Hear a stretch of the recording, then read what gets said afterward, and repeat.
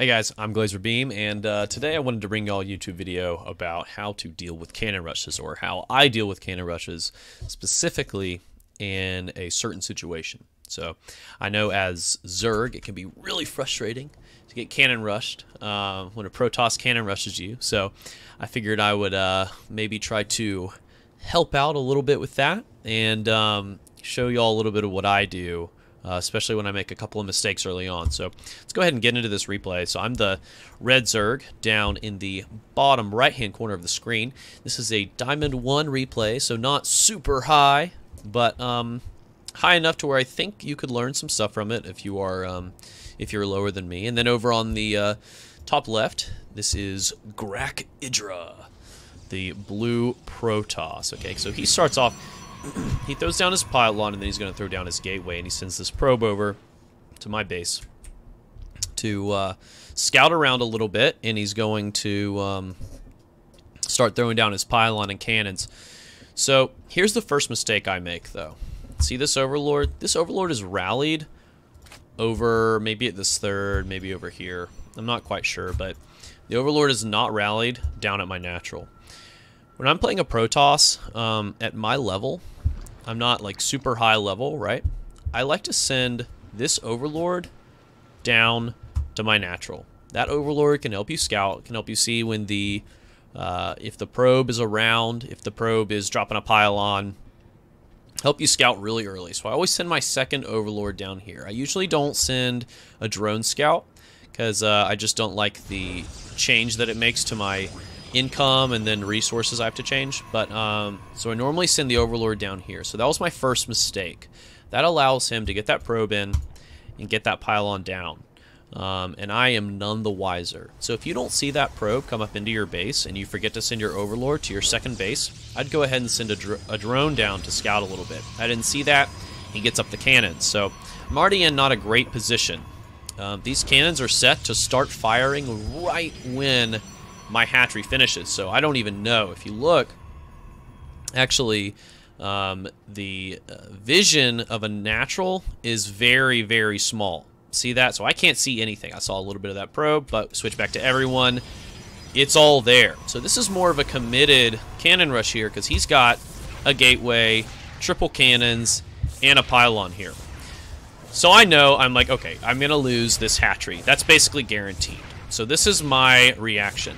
I send a drone out to go and build a hatchery at his base. This is just like the way I react. Try to keep everything normal, right? Keep your build normal. I'm making Zerglings, as you can tell, and I'm making my speed.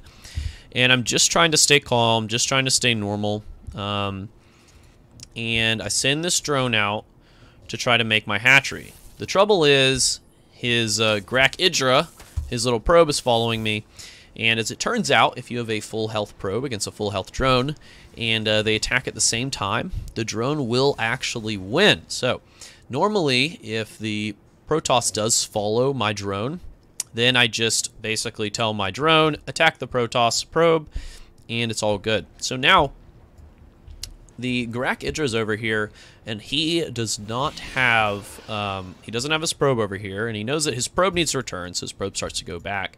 And I wasn't looking at my drone at the time, but I'm eventually going to send my drone right over here.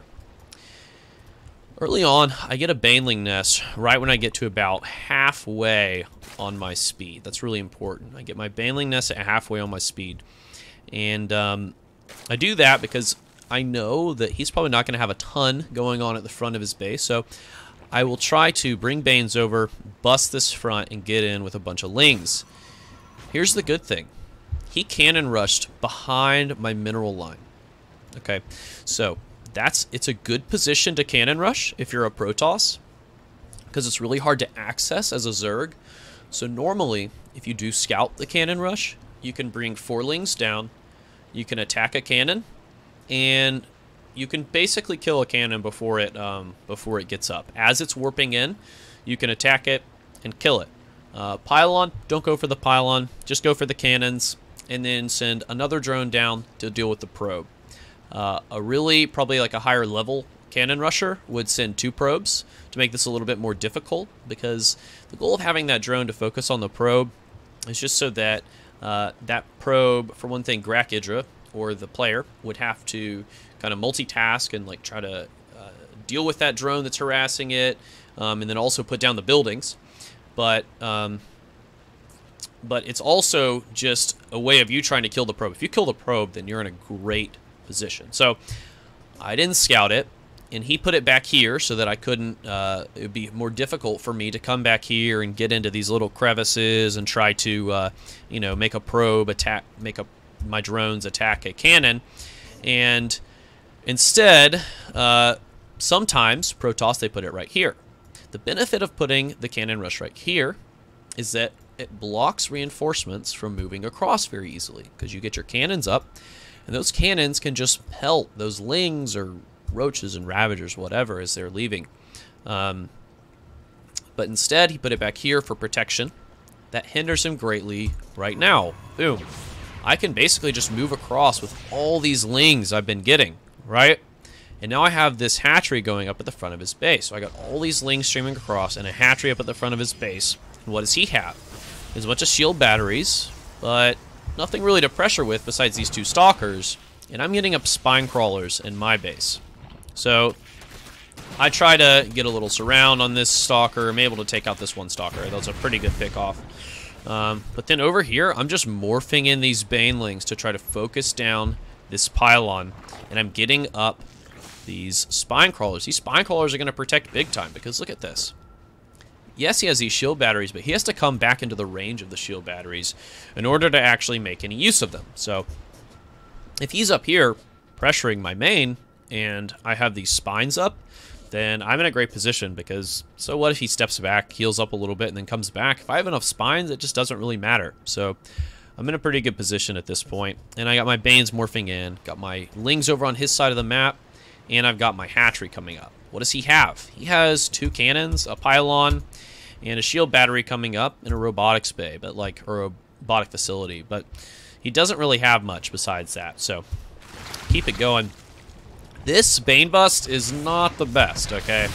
So, as I said, I definitely made some mistakes in here, and I focused on that cannon. Shouldn't have done that. Should have focused on the shield battery. I think if I had been able to, right then, when I brought those Banes in, if I had busted that pylon, moved those Banes around to bust that shield battery, be able to focus down that shield battery, things could have gone a little differently. Maybe could have taken out those cannons a little bit easier.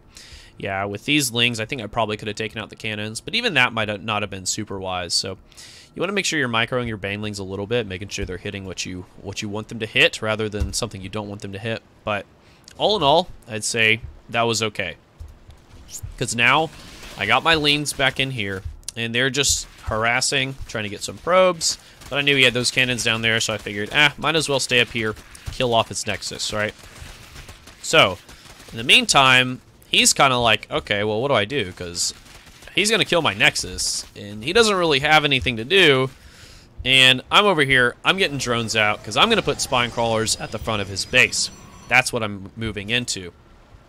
The Protoss, it's like, okay, well, I have this, but I basically have to abandon it, because Glazerbeam has moved on to the front of my base. He has everything at the front here, so Glazerbeam actually brings back all these stalkers to deal with what's going on at the front here. And I think he might be able to get a cancel on this spine crawler here, maybe. No, I guess not, but maybe. But he's basically, yeah, he does. He basically cannot pressure this. It's too many spines, and he doesn't have a robo. Maybe if he had a robo over here, he would have been able to, but it's just too many spines. In the meantime, I have Lings up in where his main used to be.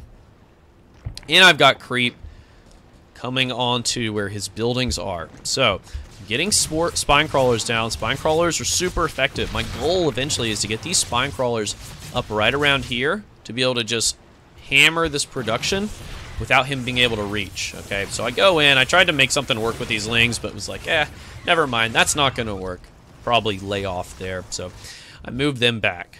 And I'm actually eventually turn these into Banelings so I can do a little bit of a... There you go. So I turn these into Banelings just so I can come around, try to get some of these Lings while I'm pressuring with some of these Lings over here. I mean, try to get some of these probes while I'm pressuring with some Lings. So eventually, I move up my spines. I'm going to get a couple more spines. Yeah, I got this one coming up right here.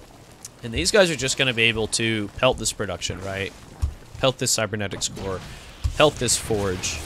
And right now I figure this is the time to strike. So I move in with these Banes, move in with my Lings. I know that he's going to have a tough time moving those probes out. And those probes are going to have to come towards me. So even though I lost all those Lings, it doesn't really matter. His probes are all out here, and I just got to follow him with these Banes. So that's the key right now.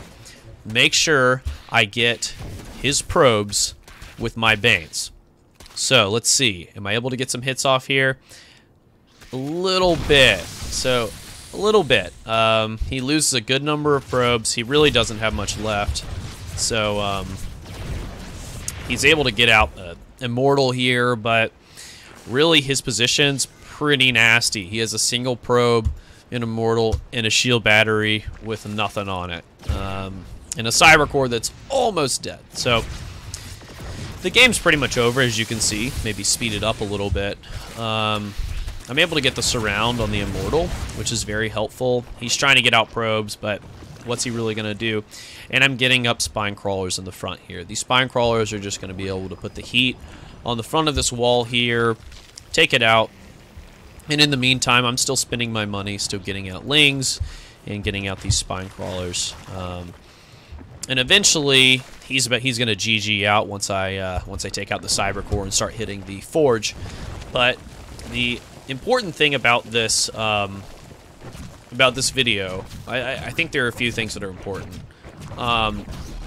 One is that, you know, a lot of people say, like, okay, when you get Cannon Rush, you want to put down, you want to get double gas and then get Roach Ravager. Well, sometimes a Protoss will bring their probe into your main and they'll gas steal. They'll steal your gas, so it makes it really hard to get the Roach Ravager out. Also, StarCraft is a creative game, and you can kind of make of it what you want. So in this game, you know, I did something that I think is maybe like kind of unique. It's not the usual Roach Ravager, but it still works. So you can make stuff work. And I think it's also really important to point out, when he has this position with his Cannon Rush behind your mineral line, you can get stuff out really easily. I mean, look at this. I mean, I was able to get a drone out, which basically turned into this whole like fortified push on his main, or on his natural, on the natural wall there, which is really important. And the reason I was able to do that is because I just got spines at home. You know, static defense is your friend as a Zerg, so spines are super effective. So just getting those spines at home, making sure that if he tried to push up, he would be hindered by these spines, and then making sure that I have something at his wall to press with. So hopefully this was informative, or at least maybe entertaining to some extent. If you are interested in this and you want to see more of it, I stream daily from 9 a.m. to 4 p.m. Eastern Time, Glazerbeam, twitch.tv/Glazerbeam. And yeah, so hopefully you learned something, or you can take something from this. But yeah, there are more than one way to deal with a Cannon Rush, and even if you make a bunch of mistakes at the beginning like I did, I didn't scout it at all, lost my natural, there's still ways to come back. And just gotta think creatively, but also efficiently. Make sure you're spending that money. And yeah, so thanks for watching, guys, and I will see you guys next time.